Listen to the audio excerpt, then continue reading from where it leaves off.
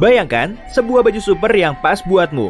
Anti kusut setelah bertahun-tahun, bisa memperbaiki dirinya sendiri, kedap air, punya pendingin dan pemanas, dan melindungimu dari bahaya dan radiasi.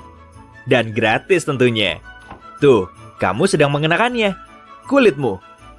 Kulitmu terdiri dari 3 lapisan, epidermis, dermis, dan hipodermis. Perjalanan kita dimulai dari epidermis, yang merupakan lapisan terluar kulit. Lapisan kedap air ini adalah pelindung tubuhmu dari bakteri dan cedera. Pelindungnya dilengkapi keratin, zat yang memperkuat rambut dan kuku. Umur pelindung ini tidaklah lama, namun sel yang sudah mati akan digantikan dengan sel baru setelah 4-6 minggu. Ngomong-ngomong, sebagian besar debu di rumahmu adalah sel kulit mati. Mereka memanggilku butiran debu.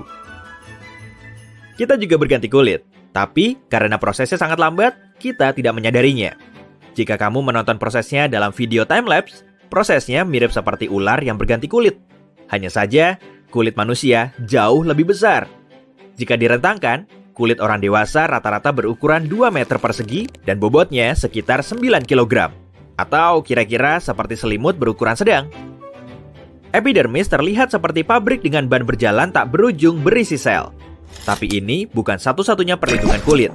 Mari berjalan lebih jauh dan temui kesatria sel imun yang tinggal di sini, limfosit. Mereka melawan bakteri dan mikroba yang berhasil menembus pelindung luar. Hai kawan, kami bukan cari masalah, cuma cuci mata kok. Mari masuk lebih dalam, ke bagian bawah epidermis. Pembuatan pelindung tubuhmu terjadi di tempat ini. Di sini, lapisan pelindungnya lembut dan perlahan makin kuat. Lihat, itu sel penghasil melanin. Seseorang bisa berkulit gelap karenanya. Tapi, bukan cuma sinar matahari yang bisa mengubah warna kulitmu. Kulitmu bisa jadi oranye jika kamu kebanyakan makan wortel. Tapi, kekuatan super keren milik bagian bawah epidermis adalah fungsinya yang seperti panel surya. Berkat kemampuannya, kulit bisa mengubah sinar matahari menjadi vitamin D yang memberi energi pada tubuh. Selanjutnya, kita menuju dermis, lapisan kedua dan yang paling tebal. Tetapi ketebalannya tergantung pada letaknya. Yang paling tebal ada di tumit, dan yang paling tipis ada di kelopak mata. Sekarang kita berjalan menembus kulit tanganmu, tapi perjalanan kita masih panjang. Di dalam dermis kondisinya licin dan basah. Yang pertama terlihat adalah untayan seperti hamok dan karet gelang. Dengannya kita bisa melakukan lompatan akrobatik. Ini adalah protein. Berkat mereka, kulit jadi cukup elastis. Lompat sekali lagi, dan kita mendarat di dekat 2 hutan. Yang pertama adalah hutan saraf dan perasa. Aduh, jangan disentuh, mereka sangat sensitif. Saraf merekam bahkan sentuhan yang paling kecil, perubahan suhu, dan mengirim sinyal ke otak. Lalu, otak mengidentifikasi sinyal ini dan membuatmu merasakan sakit, hangat, dingin, basah, kering, dan bahkan geli. Tapi, kalau kulit itu sensitif, mengapa kamu tidak bisa menggelitik diri sendiri? Saat kita melakukannya, otak sudah tahu lebih dulu bagian mana yang dituju. Ia juga tahu kekuatan dan intensitasnya. Saat kita menyadari hal ini, otak menurunkan sensitivitasnya. Namun, saat orang lain yang melakukan, otak meningkatkan kepekaan sehingga tubuh segera merespon dan melawan. Waktunya menuju hutan kedua. Hutan ini penuh dengan rambut yang terlihat seperti pohon raksasa. Mereka tumbuh di mana-mana. Tapi bukan tanah tempatnya berdiri, melainkan otot-otot kecil. Saat takut, kedinginan, atau bahkan mendengarkan musik yang luar biasa, otot-otot ini berkontraksi, membuat rambutmu berdiri tegak. Ada banyak pembuluh darah di area ini untuk menjaga suhu tubuhmu. Saat kamu berolahraga di gym, pembuluh ini mengembang untuk mendinginkanmu.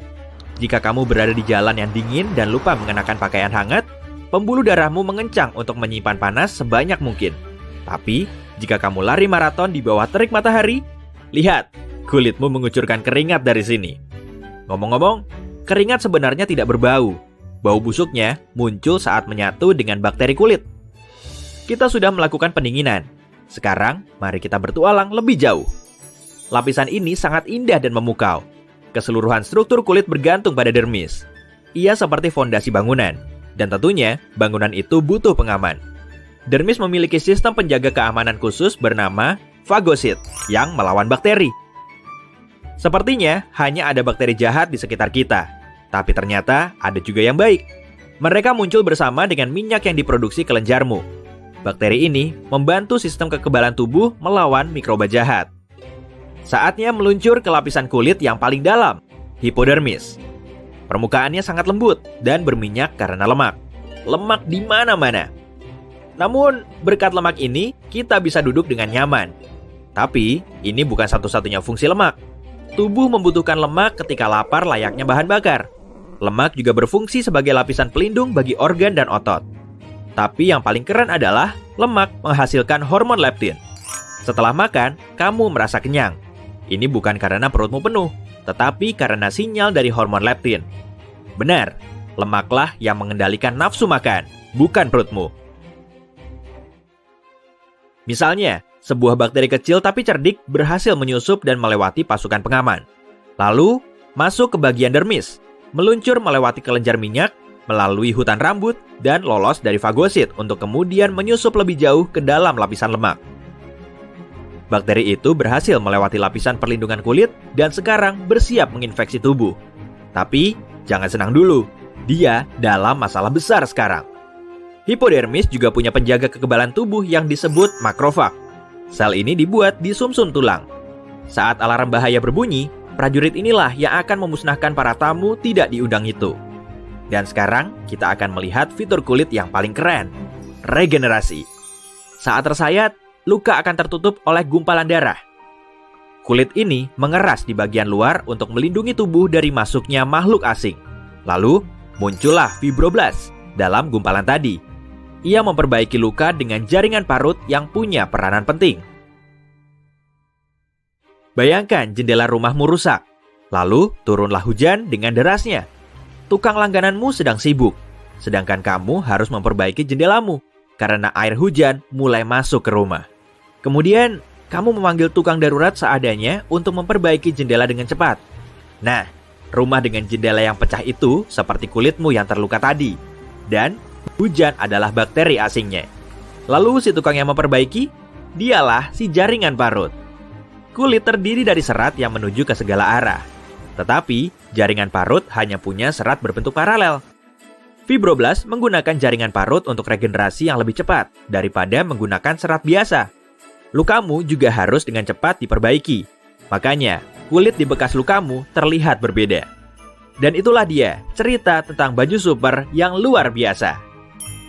Hey, jika kamu belajar hal baru hari ini, klik tombol suka di video ini lalu bagikan pada teman-temanmu. Inilah beberapa video menarik lainnya yang bisa kamu tonton.